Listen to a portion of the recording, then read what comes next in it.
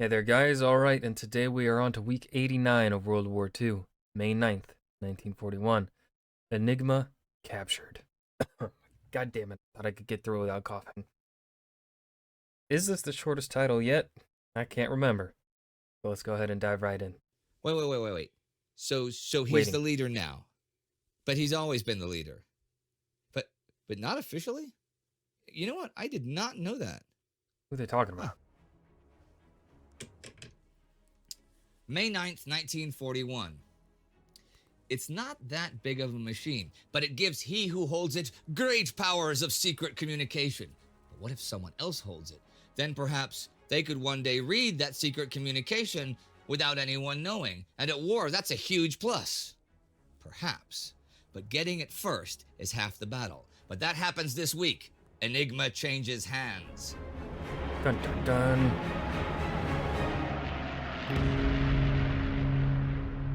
I'm Indy Nidell. This is World War II. Last week, Athens capitulated and the Battle of Greece was over. The Germans had won. However, their attack on Tobruk in North Africa failed. In East Africa, Commonwealth troop attacks began on the last major Italian stronghold, Amba-Alagi, and in Iraq, the Anglo-Iraqi War began. I'm going to begin this week with a few news items from the high seas. On the 9th, German U-boat U-110 attacks Allied shipping convoy OB-318 east of Cape Farewell, Greenland, sinking 2 ships. But the British corvette Albrietta spots the U-boat and then, together with a destroyer, uses depth charges to force it to surface. The sub is seriously damaged, and its captain, Fritz Julius Lemp, says to the crew, "Last stop, everybody out," since he thinks they're sinking. The British stop firing on it when they see the men abandoning ship. Lemp then realizes that it is not sinking and tries to swim back to destroy sensitive materials, but he does not make it. When the sub is boarded, everything portable is removed, including an intact, working Enigma machine and the Kurzsignale book.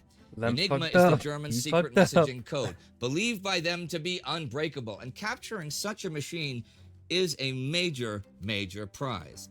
It and the codebook are taken to Bletchley Park and will be used, already next month, to solve Reserve-Handverfahren, the German Navy's manual coding system when there is no Enigma machine available. The British are very busy at sea just now, actually.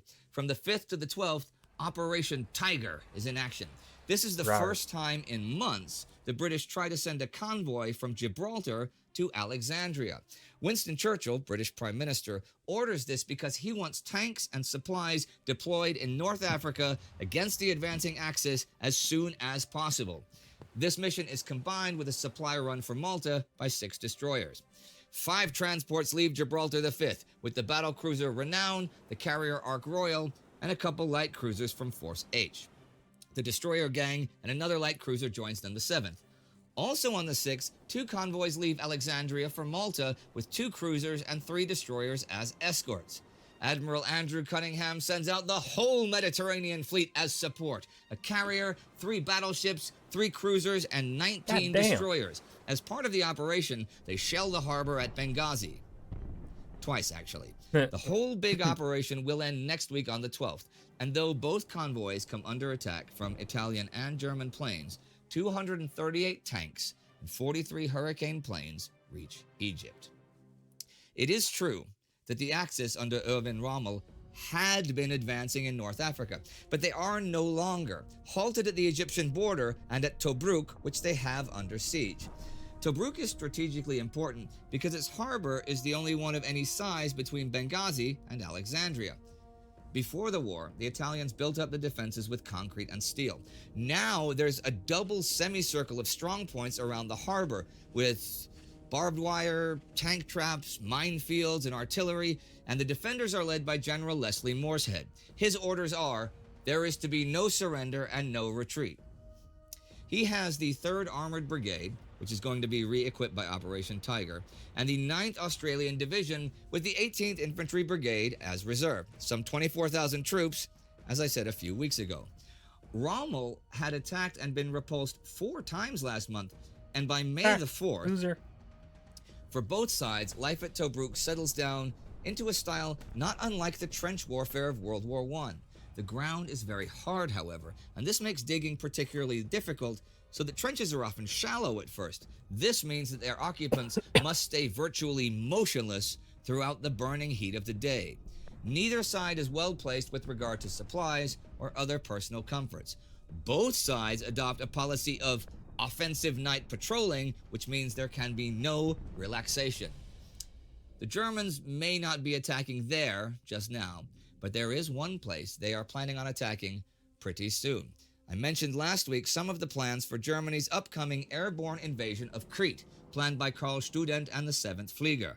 Called That division, subtly 3 Operation parachute Crete. regiments and 1 air landing regiment, is to storm the island, arriving in 600 Junker 52s, some of which would be towing the 80 gliders that carry the light tanks of the 5th Panzer Division and troops of the 1st Assault Regiment, the spearhead of 7th Flieger. 280 bombers, 150 Stukas, and 200 fighters will provide air support and cover. 22,000 men are to be sent in under Damn. overall command of Alexander Löhr's 4th Luftflotte. Student's plan is to send his 3 parachute regiments against the 3 towns on the island's north coast where the airstrips are. When they capture these, heavy equipment can be landed, and then they will be bases for tackling the enemy along the single road that runs 270 kilometers across the island. Maleme, the westernmost of those towns, is going to be the big focus, where the 1st Assault Regiment guys will land their gliders right on the airfield. Student expects to be outnumbered on the ground, but figures that with surprise and air superiority, a few days of hard fighting will win the island. The leader of his opposition is Major General Bernhard Freyberg, a war hero from World War I. But Freyberg's troops are a motley crew. There is a brigade of regular British infantry that garrisons the island, and 2 intact New Zealand brigades, and 1 Australian that had evacuated from the Battle of Greece. But the rest of his 40,000 men are a mixed bag, unorganized remnants, and without the equipment they need. They have a handful of tanks and a little bit of artillery, but barely any heavy equipment. In terms of aircraft, at the moment they have 17 Hurricanes and some obsolete biplane Gladiators. The 5th Cretan Division fought in Albania, but had been dissolved after the defeat, so there were only the reserves left on Crete.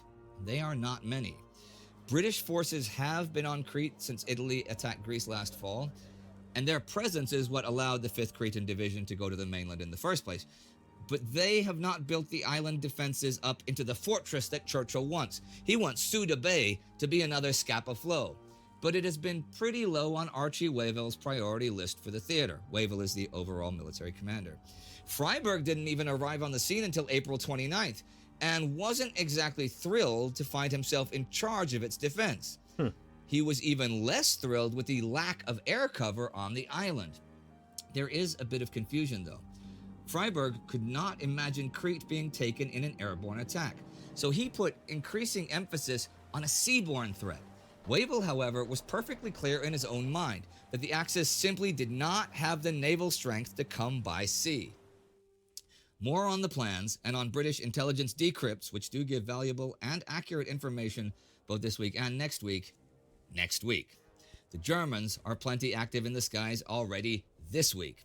Every night for the first 2 weeks of May, British cities and dock facilities are just pounded from the skies. On the Liverpool docks, 13 merchant ships are sunk by the Luftwaffe in 7 nights of raids. However, on May 8th, the British succeed in bending the radio signal that guides bombers to their targets, so 235 high-explosive bombs that were supposed to hit an airplane engine factory are dropped in empty fields 35 kilometers away. And on the 7th, 23 German planes are shot down by the British during a raid on Humberside.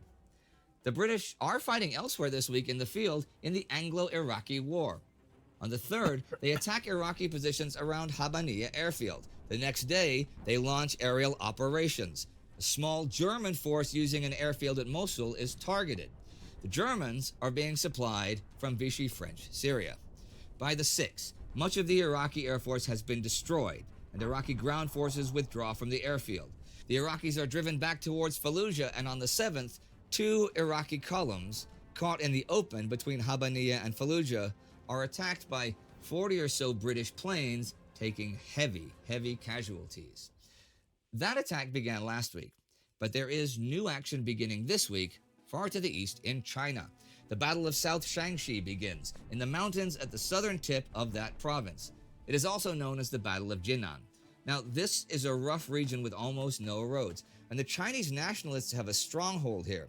Dick Wilson says this is the 14th attempt by the Japanese to dislodge them. Oh, Jesus. But whatever they've used before, a lot of attempts. this time they're sending in over 100,000 troops against over 150,000 Chinese, and they're sending them in from literally all 4 points of the compass starting May 7th.